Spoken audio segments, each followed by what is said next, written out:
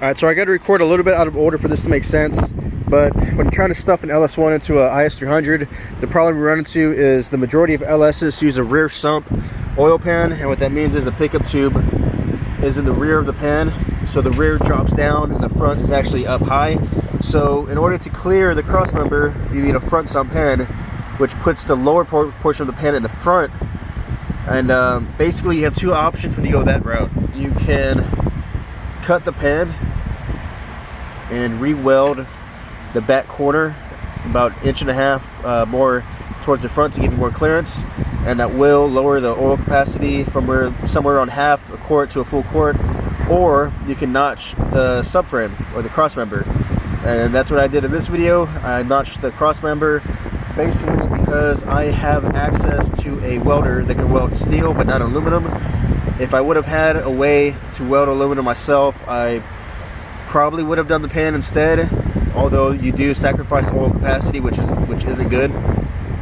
But if you want to avoid having to cut either the pan or the cross member, you could actually buy a racing pan from Canton. They sell a front sump pan that you don't have to cut anything at all. You don't have to cut the cross member or modify the oil pan. It's drop-in ready, and you do have to run an external oil filter. They are a little bit pricey. The pan is somewhere around $400. The external oil filter system could be between $100 and $200. I got a deal on this pan, that's why I did go this route. I think I got everything for like $200 or something like that.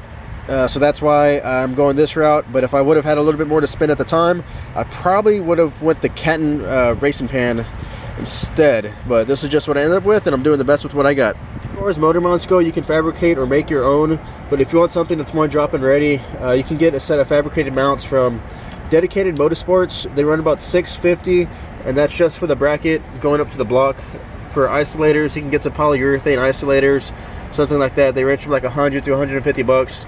And the isolator is just a portion that goes from the bracket to the cross member.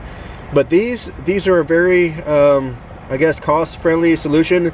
These are just out of a Cadillac CTS, like a 2012-ish on up. They use this style isolator.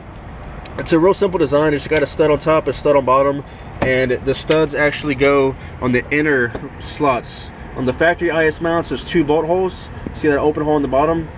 There's 2 studs, but with this single stud system, it goes in the inside slot. It drops in there nice and good. On both sides, it's on the exact same spot. So it's just gonna have 1 stud versus 2. But yeah, these are not Dedicated Motorsports.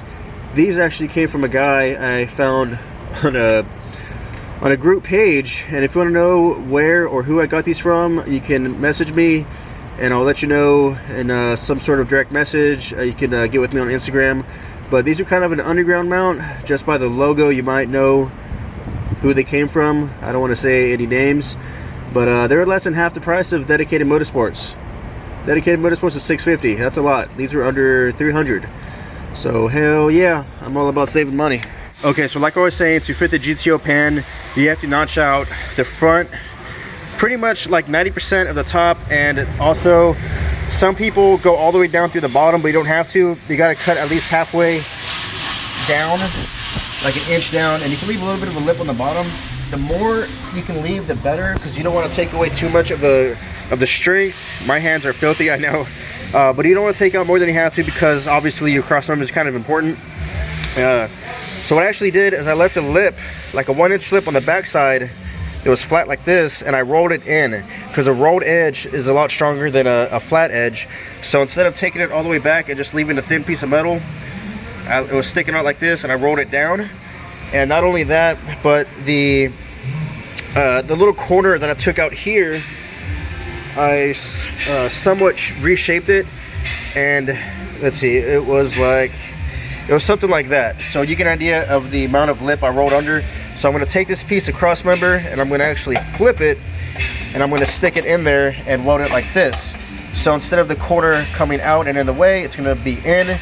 And since it's a cutout piece over here, it's somewhat in the right shape that I need it.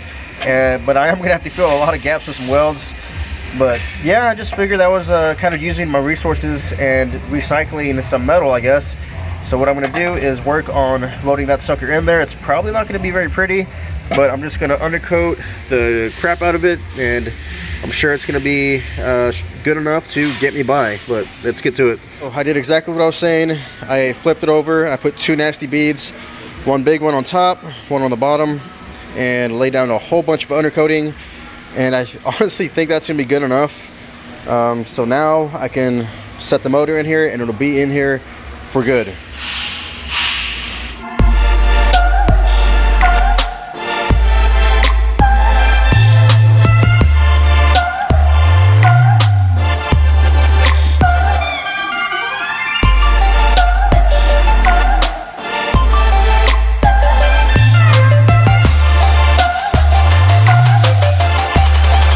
I got an ECU out of like a 2003 or 2002 Cadillac Escalade, so I am going to have to delete the cats and also flash it with a base map for a LS1 with some larger injectors.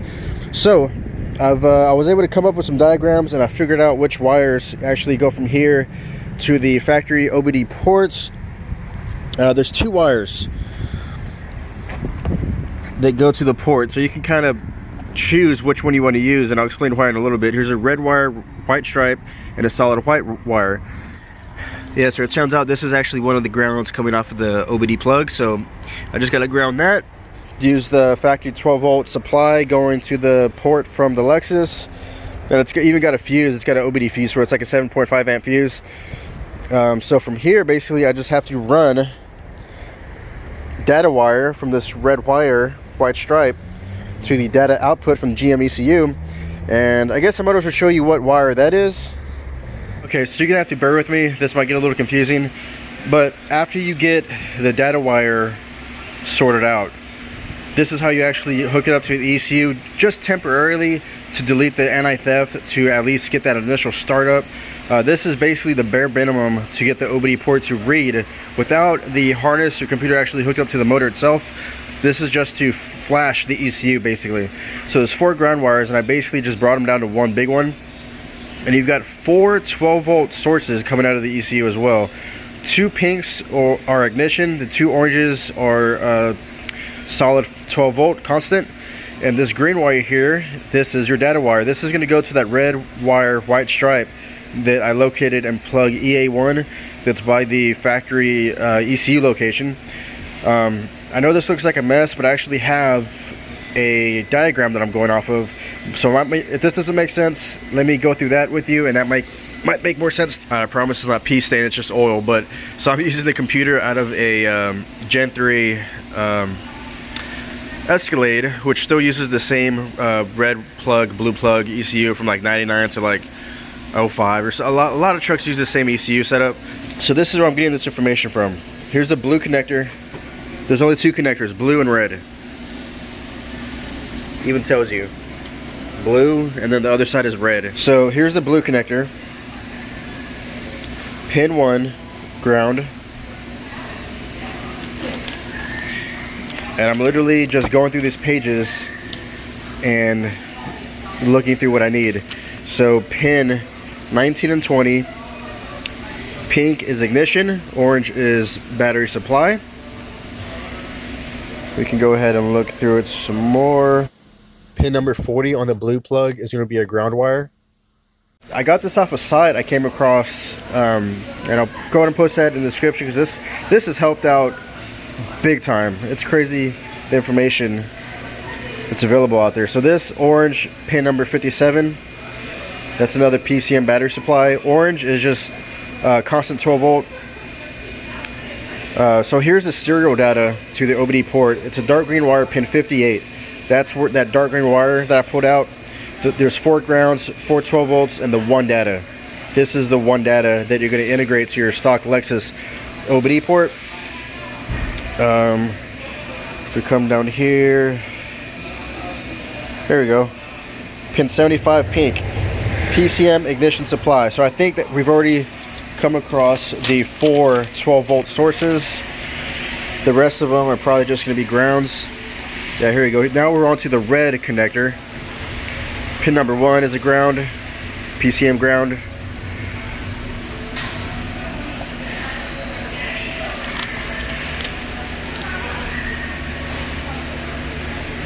There might be one or two more. Here we go.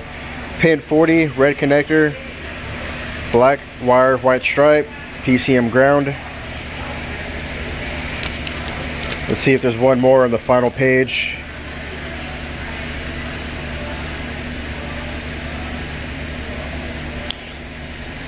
Nope, looks like that's it.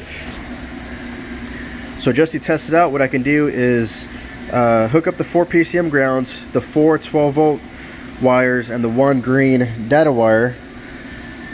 After I do all that to the OBD port, I should be able to get power at the port and read some information, but most importantly, I can hook up the laptop with HPtuners and delete the anti-theft system, upload a base map, and just get ready for that first startup. So to delete the VATS, it's actually stupid easy. There's nothing to it at all.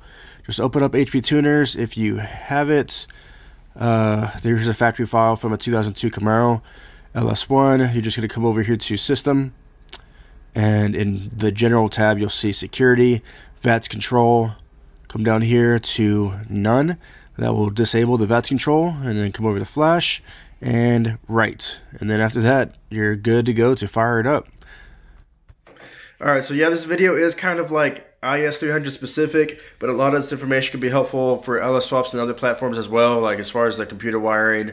And I'm going to be using the HPtuners to tune this thing. A lot of that could be helpful to a lot of people, not just people swapping IS300s. So I might actually title this something that's not specific to IS300s, because that doesn't really get a lot of views. Yeah, as always, if you like this video, if it was helpful in any way, let me know in the comments. If you want to see something else or have questions about something that maybe I can possibly help you with, comment below. Don't forget to like it and subscribe if you're not subscribed already. Thanks for watching. Later.